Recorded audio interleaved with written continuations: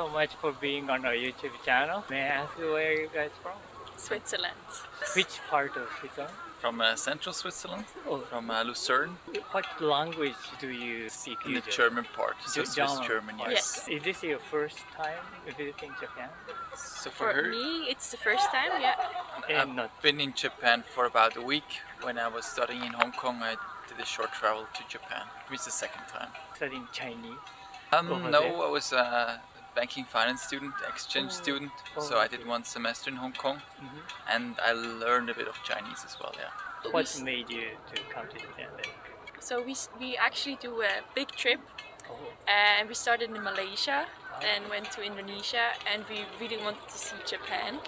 And so now we are here, and afterwards we go to South Korea.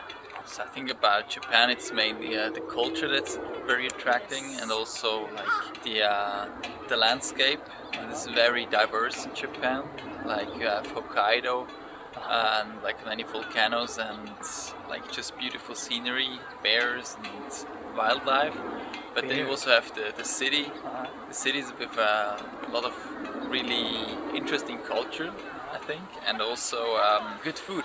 Yes, Lot of good really food. good food. What do you like the best? Like so far, okonomiyaki Uh-huh. is really good. Like we had a really good one in Sapporo.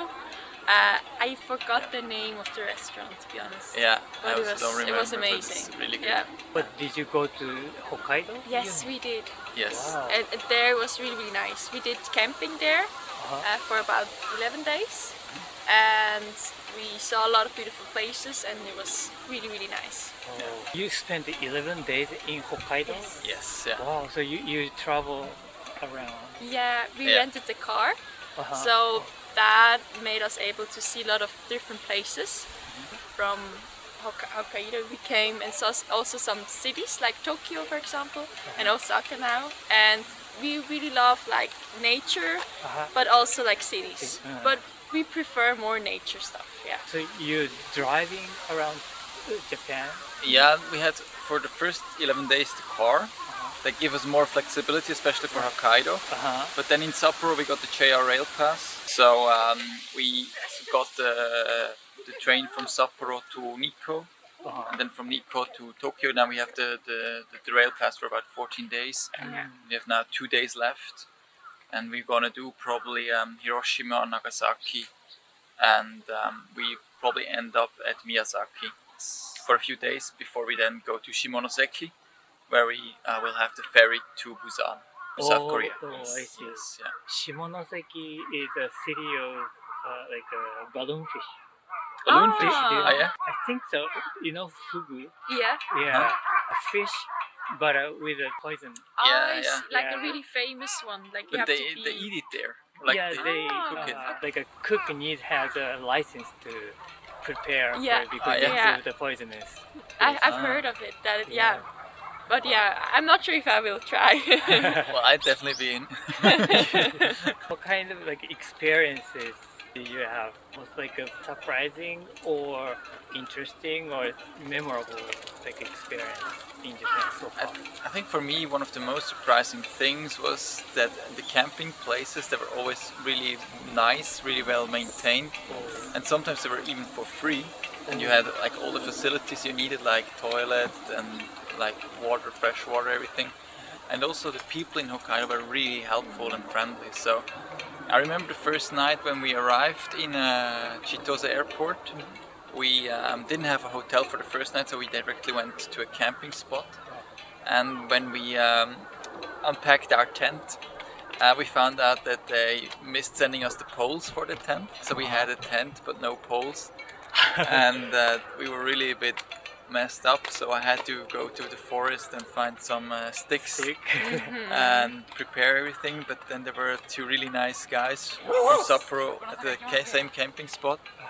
And they were asking us whether everything is okay. They helped us, and they also offered us to stay at their spot, because we actually arrived at the camping too late, so there was no administration open anymore, and they just offered us to stay at their spot Yeah. because they had a really small tent. And yeah, we were talking to them the whole evening, and they were their English was, yeah, they didn't speak too much English, so we were mainly communicating by phone. But still, that they were like they were so helpful all the Yes. time, and even the next morning they asked us, yeah, is there anything else you need help with? And it was just amazing, like how open people are as well. Even if there's the language barrier, they come to you, they approach you and try to help you. That was really, for me, one of the most surprising and also how do you say, Not expected. That unexpected, Yeah. unexpected experience, I would say. Yes, Yeah, it sounds really heartwarming. it is Sorry. indeed. Yeah, it Yeah. was. And we will always remember, it was really the first night we were so lost. It was already dark, and they were so kind to us. Yeah, I can imagine without the pole. Yeah, when you- where should we sleep? Yeah. I was a We little were- bit lost. Yeah. I mean, definitely that. And what I was really surprised, in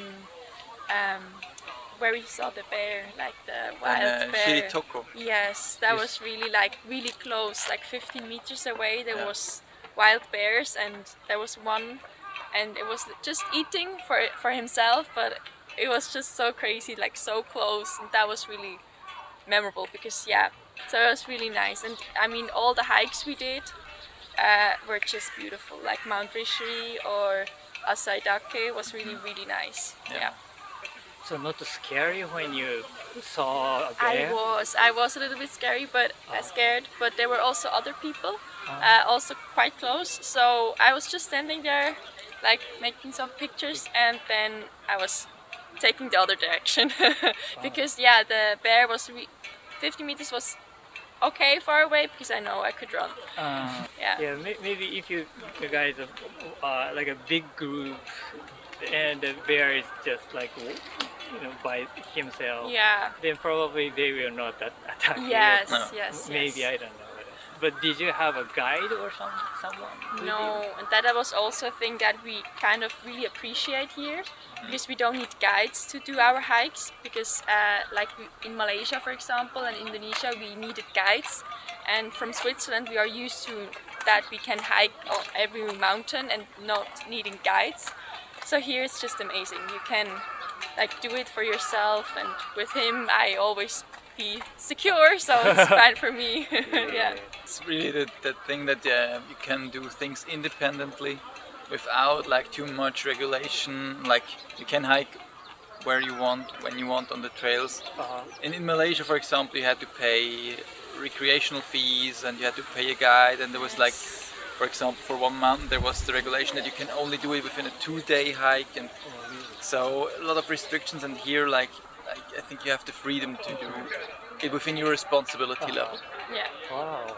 Yeah, and really really nice. Are there any Japanese thing you wish existed in your country? Good question. Okonomiyaki. Oh yeah, the Would be food. nice. Yeah. Price-worthy sushi would also be nice to have in Switzerland. Yeah. And what But what I already thought the most was if you could bring a bit the hospitality back home, that Yes. Japanese people to be so kind to foreigners and to help them and to also approach them, because I think in Switzerland people are a bit more shy to approach other yeah. people, but also a bit less open to start conversation with foreigners as well, tourists as well.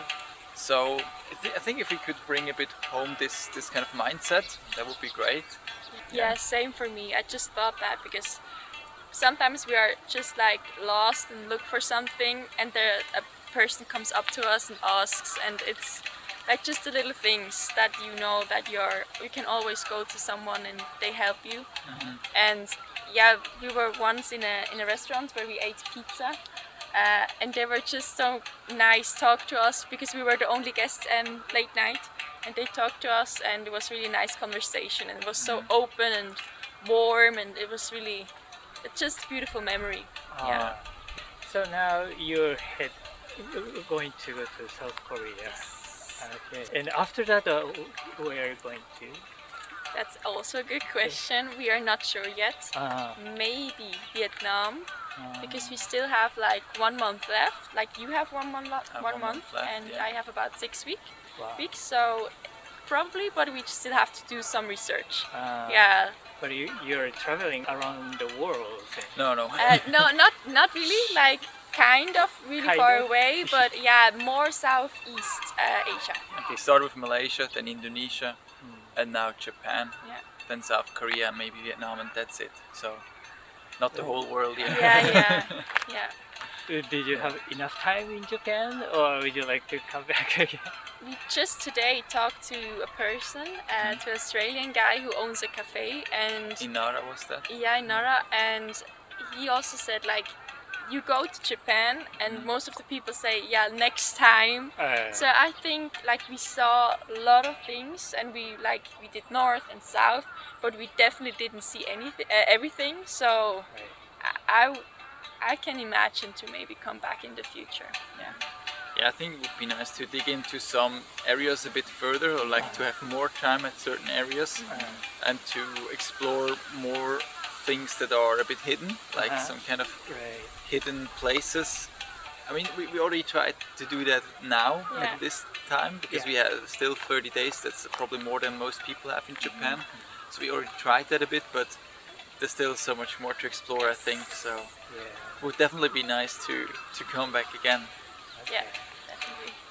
Thank you so much for sharing your No worries. experiences. It's so exciting, and it's nice It's a pleasure. to hear. Thank you so much. Thank you.